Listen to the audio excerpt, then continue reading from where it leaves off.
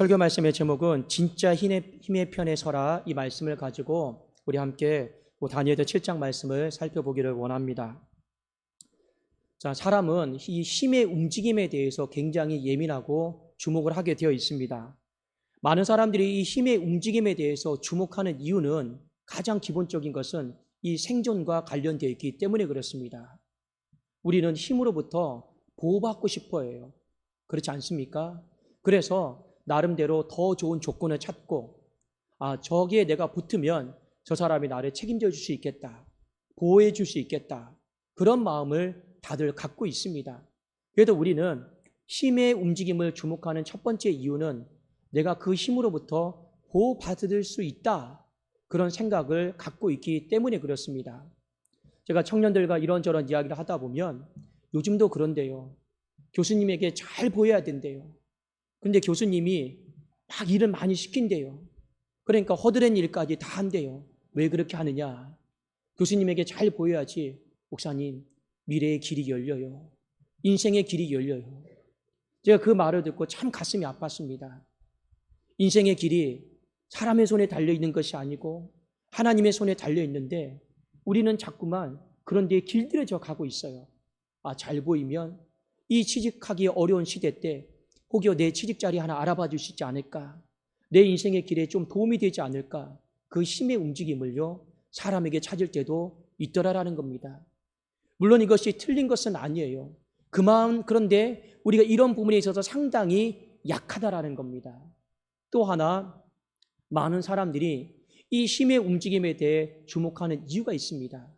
마지막 최종 승자가 우리가 진리다라고 생각하기 때문에 그렇습니다. 어떤 사람이 서로 싸워요. 10번을 싸웠습니다. 주거니 받거니 하고 이기고 승패를 주거니 받거니 합니다. 누가 이길까? 누가 마지막에 이길까? 우리 보통 마지막에 웃는 사람, 마지막에 이기는 사람을 최후 승자라고 하죠. 왜 우리가 최후 승자에게 이 마지막에 붙습니까? 나름대로 그것이 진리라고 생각하기 때문에, 옳다라고 생각하기 때문에, 맞다라고 생각하기 때문에 우리는 이 힘의 움직임에 대해서 주목할 수밖에 없습니다. 자, 오늘 다니엘서 7장 말씀에 보면 힘의 움직임이 어떻게 흘러가는가를 성경은 우리에게 잘 가르쳐주고 있습니다. 먼저 본문의 말씀을 잘 이해하기 위해서는 우리 다니엘서가 총 1장부터 12장까지 이루어져 있습니다. 1장부터 6장까지는 실제로 이 바벨론 제국의 역사와 이 메데 바사 제국의 역사에 대해서 다루고 있고, 7장부터 12장까지는 다니엘이 중간중간에 받은 환상과 미래에 대해서 시간대별로 서술을 하고 있습니다. 왜 여러분들에게 그 말씀을 드리느냐? 이 다니엘서 5장에 보면 이 바벨론 제국이 벨사살 왕 시대에 멸망을 해요. 그런데 오늘 7장 말씀에 보면 또 바벨론 제국이 나오고 벨사살 왕이 나옵니다. 헷갈리지 마시라고요.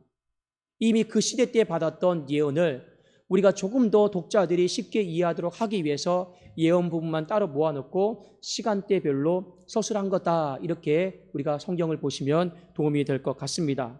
자, 먼저 예언의 말씀에 대해 어려워하지 마시고, 우리가 이 예언의 말씀에 대해서 가장 잘 풀어나갈 수 있는 방법은 무엇이냐면 하나님이 이 말씀을 언제 하셨느냐예요. 어느 시대 때 하셨는가를 우리가 알면 성경을 해석함에 있어서 어렵지가 않습니다. 다니엘서 7장 1절은 이렇게 시작이 되고 있습니다.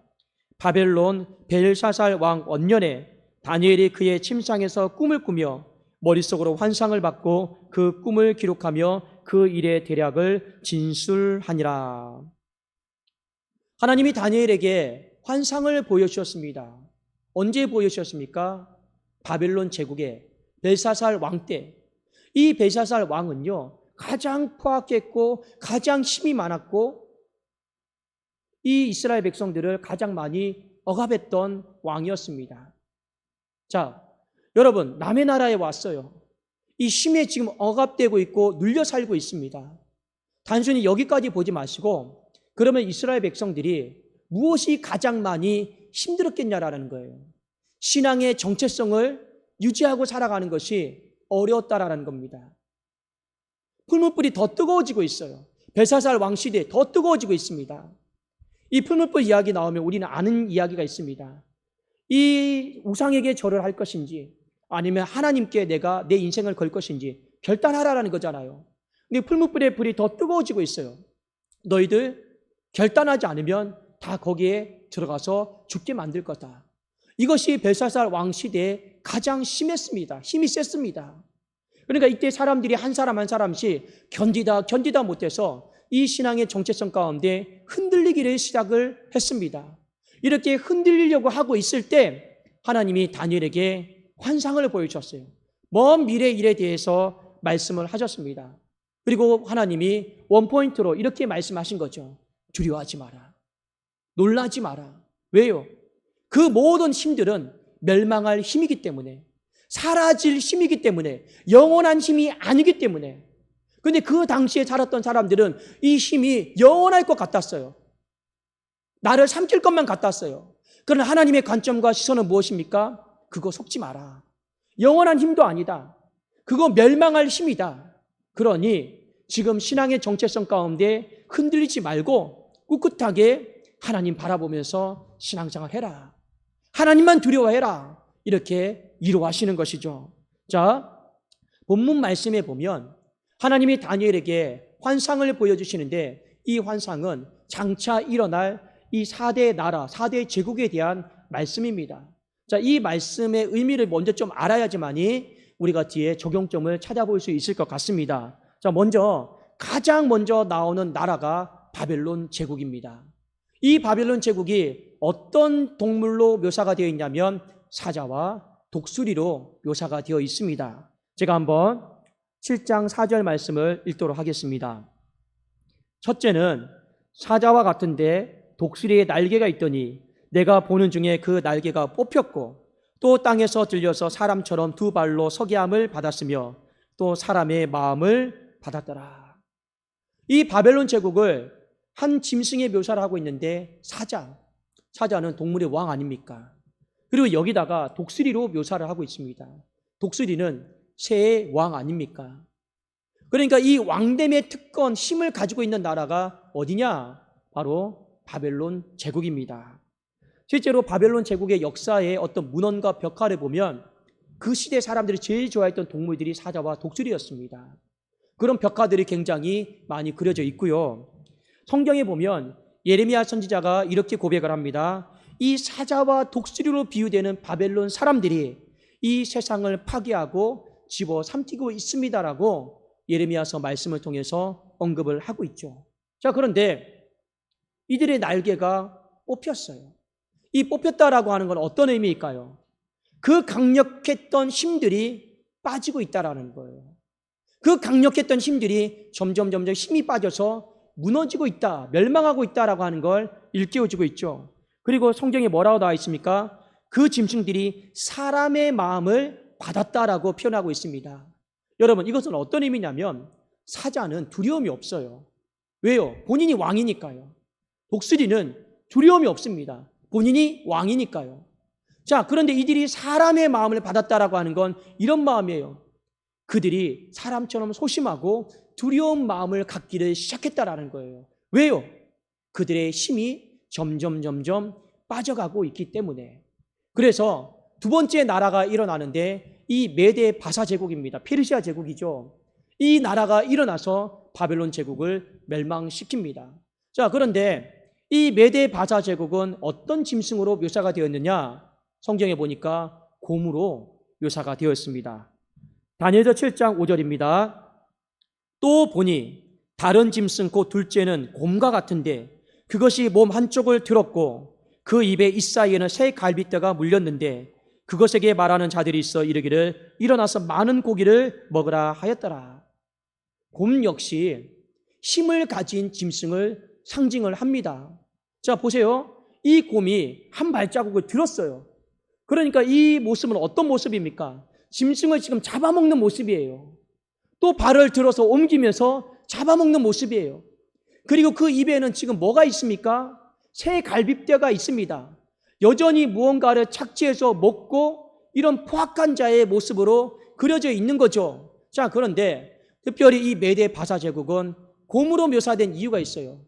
우리 가끔씩 곰하면 어떤 이미지가 떠오릅니까? 미련하다라고 하죠. 왜 이 메대 바사는 곰처럼 포악하지만 미련할까요? 성경을 여러분 읽다가 보면 이런 구절이 나옵니다. 메대와 바사에 고치지 못하는 법으로 도장을 찍어서 조서를 내리십시오. 우리 지난 시간에 기억나십니까? 다니엘을 시기했던 사람들이 다리오 왕에게 와서 30일 동안 왕 외에 다른 신들에게 무릎을 꿇거나 기도하는 일이 없도록 만듭시다. 그리고 왕은 이 조서에 도장을 찍으십시오. 그러면 메대와 바사에 고치지 못하는 법으로 이 법이 시행될 겁니다. 이런 구절들이 참 많이 나옵니다. 여러분 생각해 보십시오. 이 구절의 의미는 좋은 쪽으로 생각하면 그 법의 집행력, 추진력에 대해 말하고 있습니다. 그러나 이 법은 나쁜 쪽으로 생각하면 어리석음이에요. 왜요? 신중하지 못하게 도장을 찍잖아요.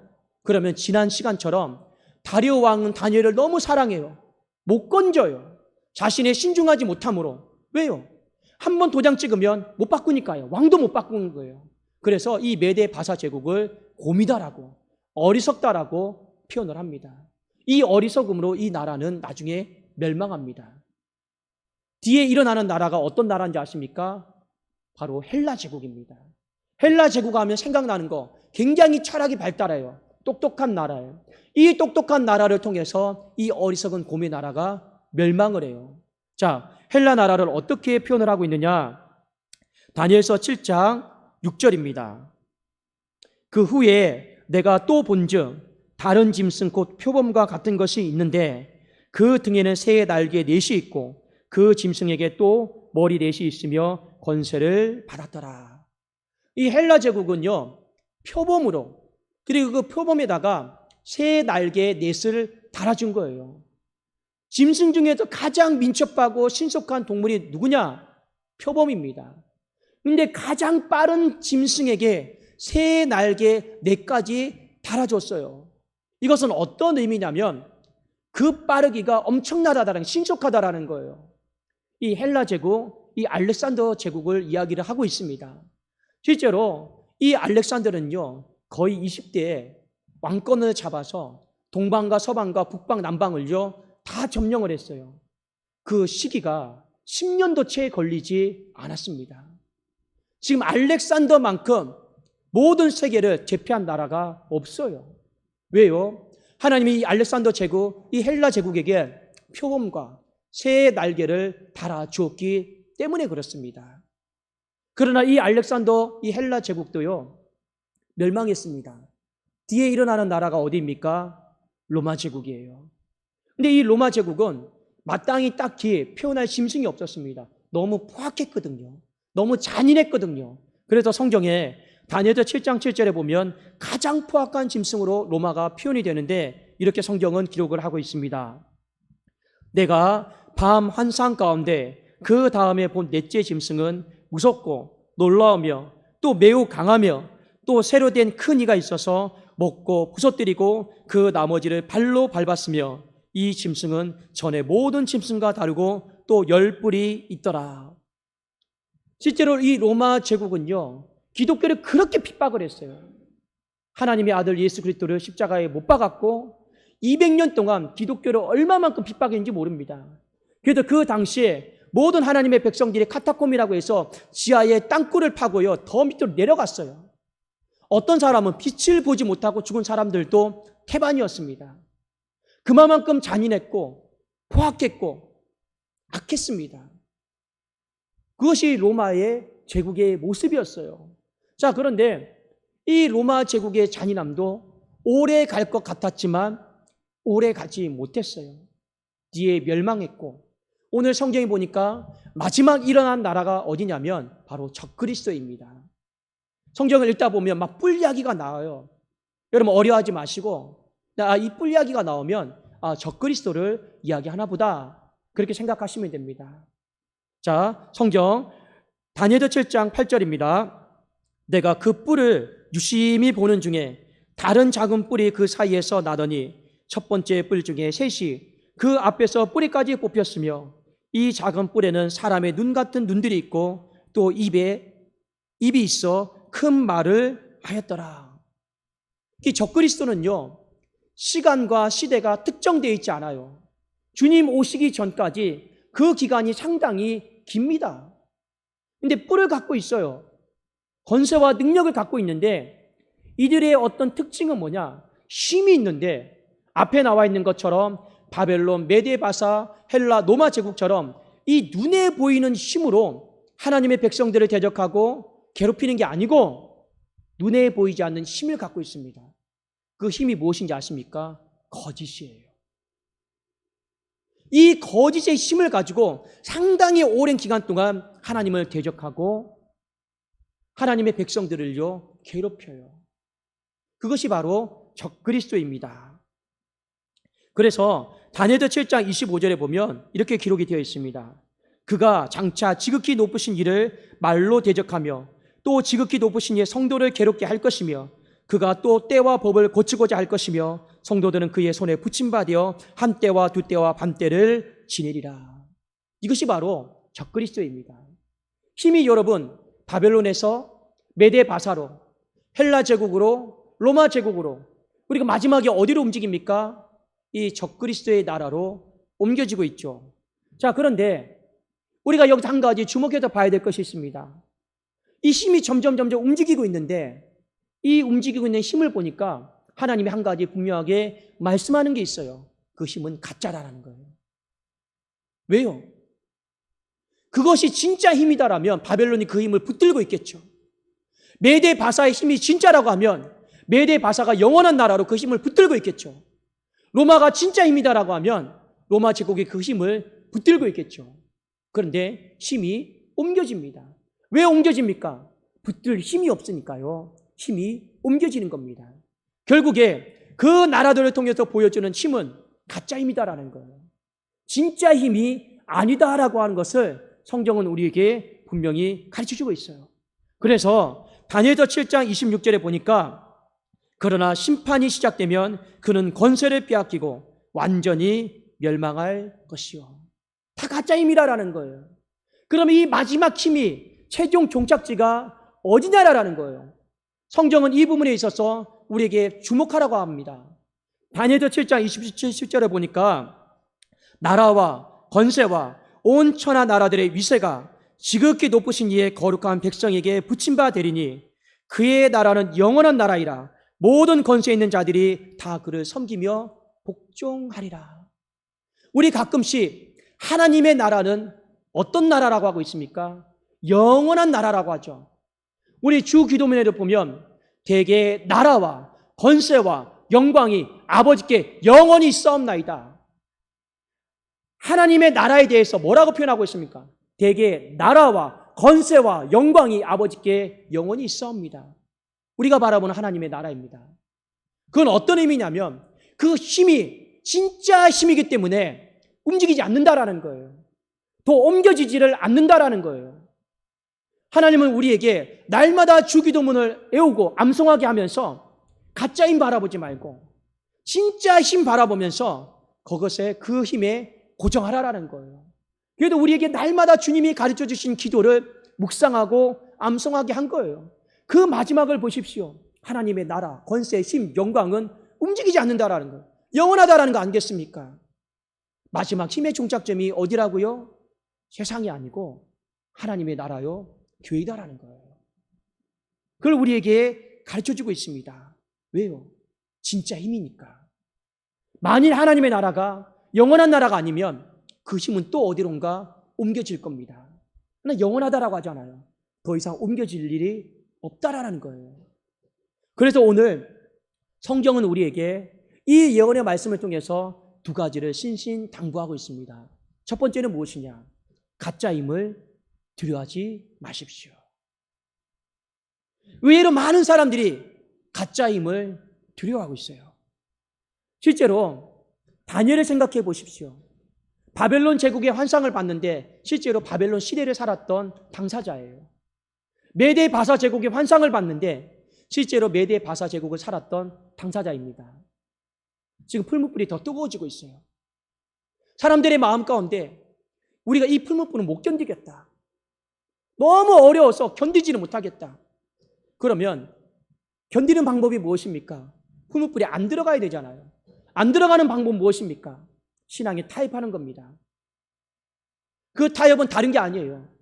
하나님을 부인하고 하나님을 버리는 거예요. 그리고 느부갓네살 왕 바벨론 제국을 섬기는 거예요. 신앙의 정체성을 잃어버리는 거예요. 그러면 그 시험과 환난을 이길 수 있습니다. 그 힘으로부터 오는 압박을, 억압을 이길 수 있어요. 그런데 하나님이 그걸 원치 않았습니다. 미래를 보여주셨어요. 바벨론 제국, 지금은 풀무불이 가장 극도로 뜨거워도 그건 금방 식어질 거다. 오래 가지 못할 거다. 멸망할 거다. 그러니 두려워하지 마라. 여러분 기억하십시오. 하나님이 당신의 백성들이 이 땅 가운데 고난당하는 걸 알고 계십니다. 교회가 고난당하는 거 알고 계시고 우리 성도님들이 고난당하는 것을 하나님 아버지는 다 알고 계셔요. 그런데 이 고난을 이기려면 우리에게 한 가지 필요한 것이 있어요. 그게 무엇인지 아십니까? 힘이 필요해요. 사방으로 우겨싸임을 당합니다. 그걸 극복할 수 있는 힘이 필요해요. 그럼 고난 이기는 거죠. 내가 병상 중에 누워 있습니다. 내게 힘이 있으면요, 그 병을 이길 수 있는 거예요. 자, 그런데 하나님께서 당신의 백성들에게 힘을 주시는 방법이 두 가지가 있습니다. 여러분 이거 잘 기억하셔야 돼요. 첫 번째는 무엇이냐? 우리가 겪고 있는 문제에 대해서 수습할 수 있는 능력, 헤쳐나갈 수 있는 능력, 그 매듭을 풀 수 있는 능력, 그것이 보통 우리가 하나님 앞에 간구하는 힘입니다. 우리는 가장 그 힘을 원하고 있어요. 그래서 아픈 사람이 있으면 이 병을 이길 수 있는 육체에 힘 달라고 기도하고 있어요. 어려운 문제를 겪고 있잖아요. 직장의 문제가 안 열려요. 힘들어요. 그러면 직장의 문을 열어달라고 하나님 앞에 힘 달라고 기도하고 있습니다. 그게 우리가 보통 고난 가운데 있을 때 요구하는 힘이에요. 자, 그런데 하나님께서 당신의 백성들에게 주시는 한 가지 더 힘이 있습니다. 이 힘을 놓치지 마십시오. 그 힘은 무엇이냐? 우리의 인생의 미래를 보여주는 거예요. 지금은 당장 내가 어떤 것을 풀어나갈 힘은 아무것도 없어요. 그런데 하나님이 환상과 꿈을 통해서 미래를 보여주실 때가 있어요. 자, 다니엘을 생각해 봅시다. 이 벨사살 왕 때 풀무불이 너무너무 뜨거워요. 어떻게 합니까? 하나님 어떻게 합니까? 저희 못 견뎌요. 그런데 하나님이 이 바벨론 제국의 벨사살 왕의 미래를 보여줬어요. 망한다. 끝났다. 그걸 다니엘에게 보여줬어요. 그러면 그 시대를 살아가고 있던 다니엘과 이스라엘 백성들이 이 풀무불을 견뎠을까요? 못 견뎠을까요? 견뎠습니다. 왜요?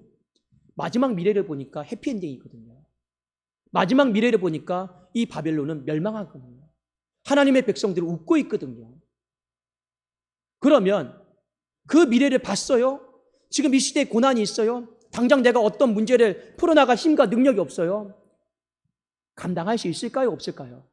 충분히 감당할 수 있습니다. 왜요? 미래를 봤잖아요. 교회가 많이 어려운 문제가 있습니다. 하나님, 이 문제를 어떻게 풀어나갈까요? 이 문제를 도무지 풀어나갈 힘도 능력도 없습니다. 우리는 아무것도 할 수 있는 게 없어요. 그런데 하나님이 교회의 미래를 보여주셨어요. 봤더니 웃고 있어요. 그러면 지금의 고난과 어려움들 견딜 수 있을까요? 없을까요? 견딜 수 있어요.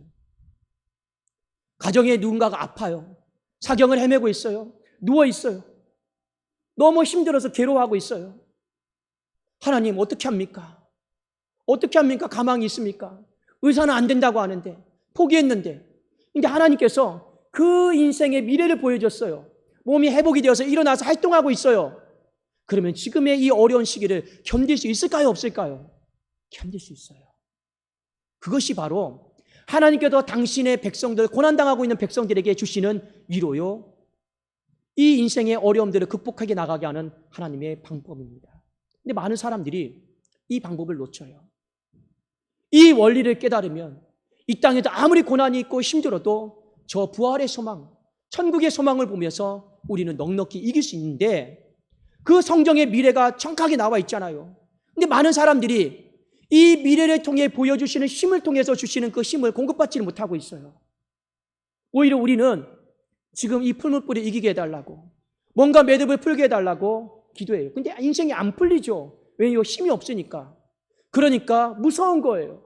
두려운 거예요. 풀무불이 겁나는 거예요. 바벨론 제국이 무서운 거예요. 근데 하나님은 다니엘에게 뭐라 말씀하셨습니까? 두려워하지 마라. 놀라지 마라. 그 가짜 힘이니까 두려워할 필요가 전혀 없다라고 말씀을 하신 것이었습니다. 우리의 인생 가운데 가짜 힘이 주는 두려움들이 참 많아요. 물질의 손실을 받습니까? 가정에 뭔가 아픈 일을 겪었습니까? 무언가 어려움이 있습니까? 여러분, 다 가짜 힘이에요. 거기에 내 인생이 속아가지고 두려워하지 마시라라는 겁니다. 분명히 하나님께서 이 다니엘과 이스라엘 백성들을 바벨론 제국에 보내실 때 약속하셨잖아요. 너희를 향한 내 생각을 안 하니 재앙이 아니요 미래와 희망을 주는 것이니라. 그러니까 우리는 가짜 힘 두려워하지 마시고, 우리는 전에 하던 대로 이 입방에 올라가서 예루살렘을 향해 창문을 열고 무릎을 꿇고 하나님께 매일같이 신실하게 기도하는 거예요. 그건 무엇입니까? 하나님, 내가 바벨론 제국에 살지만 가짜 힘 바라보고 살지 않고 진짜 힘 대신 주님 바라보고 제가 살겠습니다. 헛된 것 두려워하지 않고 오직 하나님만 두려워하면서 저는 살겠습니다. 진짜 힘 대신 하나님 바라보니 저는 이 풀무불도 두렵지가 않습니다. 그것이 우리가 할 수 있는, 이 어려움의 때를 이겨나갈 수 있는 방법 아니겠습니까? 또 하나, 오늘의 이 말씀을 통해서 이 가짜 힘에 속지 말라라는 거예요. 자, 우리 한번 성경 한 구절 같이 보기를 원합니다. 다니엘서 7장 28절입니다. 자, 우리 한번 다 같이 한번 28절 한 목소리로 읽도록 하겠습니다. 시작. 그 말이 이에 그친지라 나 다니엘은 중심에 번민하였으며 내 얼굴빛이 변하였으나 내가 이 일을 마음에 간직하였느니라. 환상을 다 봤어요. 미래를 다 봤어요. 마지막 힘이 하나님의 나라, 하나님의 백성, 교회에게 임하는 걸 봤습니다. 아, 해피엔딩이구나. 그러면 이 환상을 봤던 다니엘의 마음이 행복하고 기뻐해야 되는데 성경은 이렇게 표현합니다. 다니엘의 중심이 번민했다. 얼굴빛이 밝지 못했다. 왜 이런 고백을 했을까요? 이유가 있습니다. 다니엘이 생각했을 때 이 바벨론 제국과 이 메데 바사 제국은요, 그나마 아무것도 아니었습니다. 뒤에 일어나는 로마 제국은 어마어마해서 짐승으로 표현할 수가 없었어요. 그리고 그 뒤에 일어나는 적그리스도는요, 너무 그 통치 기간이 길어요. 어느 정도로 기냐? 주님 다시 오실 때까지 이 적그리스도가 거짓의 힘을 가지고요, 하나님 백성들 괴롭히고 핍박하고 있어요. 오히려 바벨론은 단명했습니다. 메데 바사도 단명했습니다. 로마도 단명했습니다. 그런데 이 적그리스도는요, 상당히 기간이 오래 가요. 이게 문제가 뭐냐? 후대의 하나님의 백성들을 보니까 이 가짜 힘이 너무 오래 가다 보니까 이것이 진짜인 줄로 알고 신앙이 무너지는 사람들, 추풍 낙엽처럼 욱수수 떨어지는 사람들이 태반이더라라는 거예요. 그러니까 다니엘이 이 환상을 보고 가슴이 아픈 거예요. 차라리 육적으로 핍박하면 더 낫죠. 육적으로 핍박하지 않고 거짓으로 교묘하게 미혹하고 핍박하니까 다 속아서 넘어가는 거예요. 제가 어렸을 때 주일학교 때 목사님이나 전도사님이 설교하실 때 항상 이런 이야기를 하셨습니다. 사탄의 전략회의. 그 내용이 무엇이냐면 사탄이 이 하나님의 백성들을 괴롭히기 위해서 핍박하는 거예요. 계속 핍박하는 거예요. 그런데 희한하게 하나님의 백성들을 핍박하면 팔수록 어떻게 합니까? 더 모여서 기도해요. 더 성전에 모여서 기도해요. 이상하다. 핍박하면 흩어져야 되는데 더 모여서 기도한단 말입니다. 그러니까 사탄이 전략회의를 하는 거죠.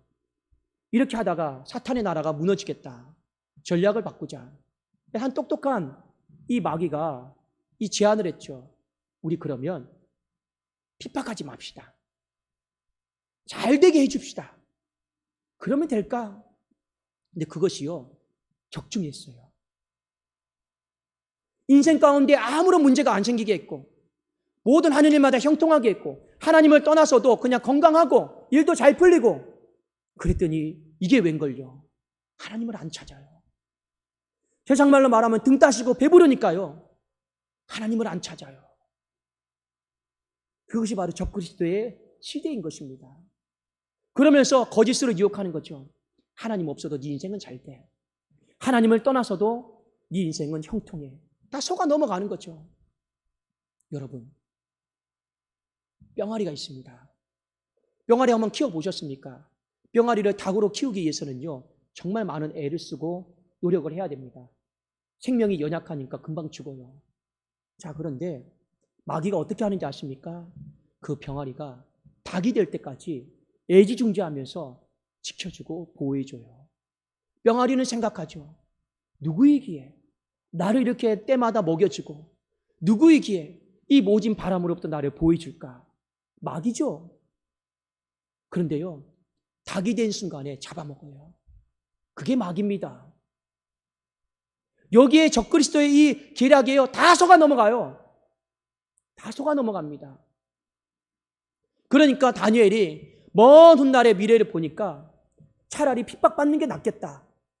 그러면 모여서 더 기도하는데 다 잘되게 하고 풀어주니까 하나님을 떠나고 하나님 없어도 내 인생 살 수 있는 것처럼 살아가는 사람들이 너무나도 많이 있었습니다. 여러분, 가짜임에 속지 마십시오. 가짜가 진짜처럼 보일 때가 있습니다. 그러나 여러분 영적으로 잘 끼워서 분별을 하십시오. 여러분 인생을 살면서 정말 조심하셔야 될 것이 있습니다. 주님을 떠나서 뭔가 잘 되면요, 그거 경고예요. 그 절대 좋은 징조가 아닙니다. 주님을 떠나서 뭣도 잘 되고 뭣도 잘 되고 많은 사람들 이야기하죠. 그게 제일 두려운 거예요. 왜요? 성경은 분명히 이야기하고 있습니다. 사랑하는 자여, 내 영혼이 잘됨 같이 내가 범사에 잘되고 강건하길 기도하노라. 우리가 하나님 안에서 영혼이 잘 돼야지만이 범사가 잘 되어져 있습니다. 그게 하나님의 원리예요. 근데 떠나서 뭔가 잘 된다? 정말 무서운 거예요, 이거는요. 그것이 거짓 힘이다라는 거예요. 근데 여기에 많은 사람들이 속아 넘어가요.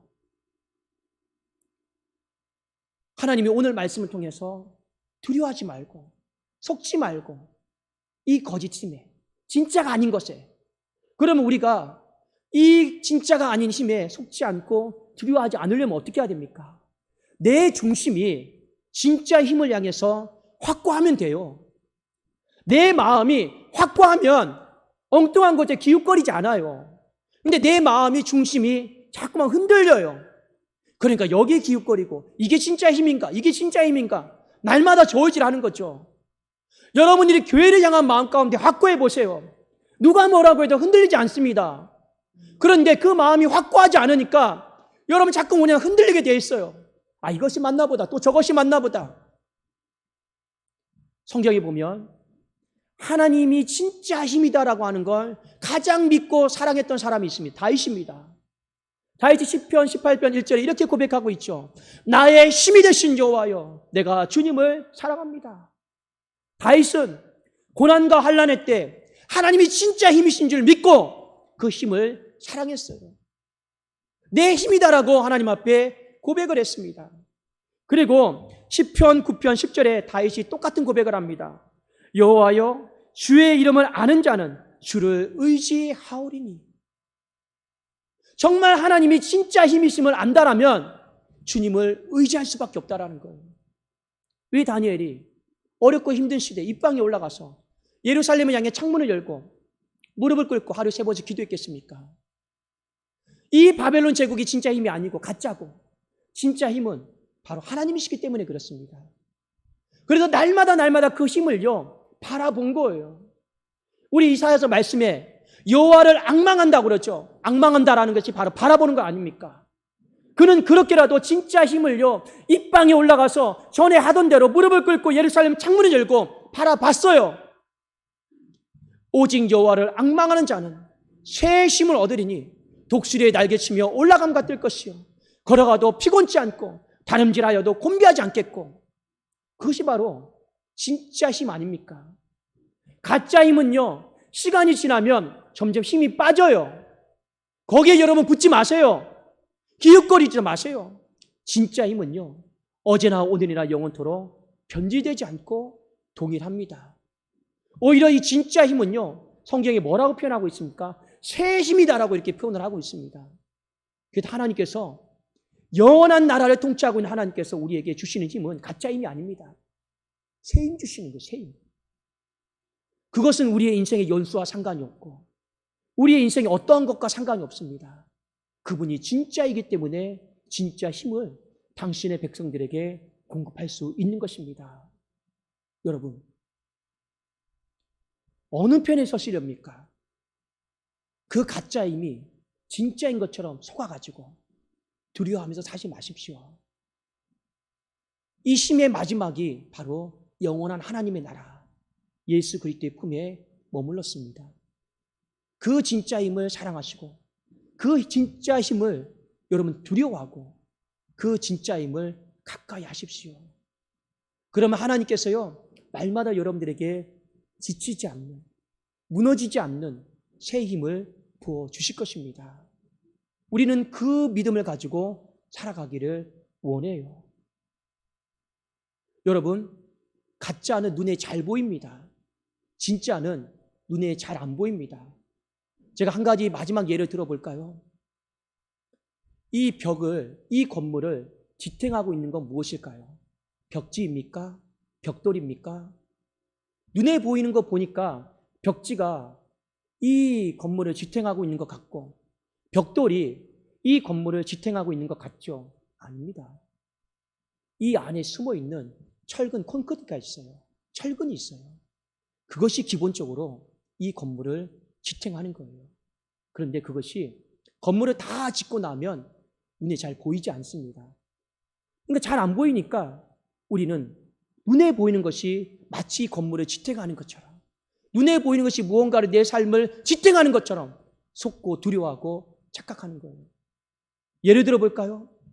만약 이 벽돌이 이 건물에 지탱한다 생각해 보십시오. 벽돌 한 장, 두 장 부서지면 이 건물 부서지는 줄 알아요? 안 부서집니다. 내가 이것이 눈에 보이는 힘이 지탱하고 있다 생각하면 두렵고 무서운 거죠. 그러나 믿음의 사람은 아니에요. 하나님이 붙들고 계시다. 그걸 알게 되면요, 오히려 어떤 마음을 갖습니까? 기도하지 않으면 교회가 무너지는구나, 이런 생각을 갖게 되는 거 아니겠습니까? 우리가 진짜 힘을 사모하고 진짜 힘을 바라보면서 여러분 이번 한 주 가운데 하나님께서 우리 인생의 영육 간에 또 육체 간에 아픔 가운데 다시 회복시켜 주시고 또 인도해 주시는 하나님의 놀라운 은혜가 있기를 주님의 이름으로 축원합니다. 기도하겠습니다. 살아계신 하나님 아버지 감사합니다. 가짜에 내 인생 걸지 않게 하시고 가짜를 두려워하지 않도록 도와주시고 진짜 힘의 근원 되시는 하나님 아버지 예수 그리스도 몸된 교회를 사랑하고 더 가까이 하고 품을 수 있는 모든 주의 권속들이 다 되게 하여 주시옵소서.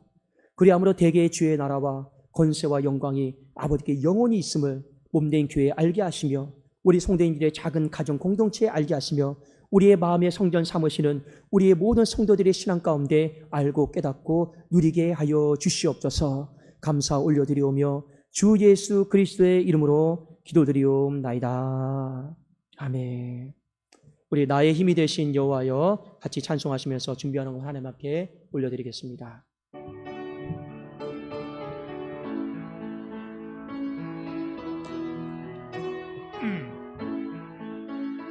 나의 힘이 되신 여호와여 내가 주님을 사랑합니다. 주는 나의 반석이시며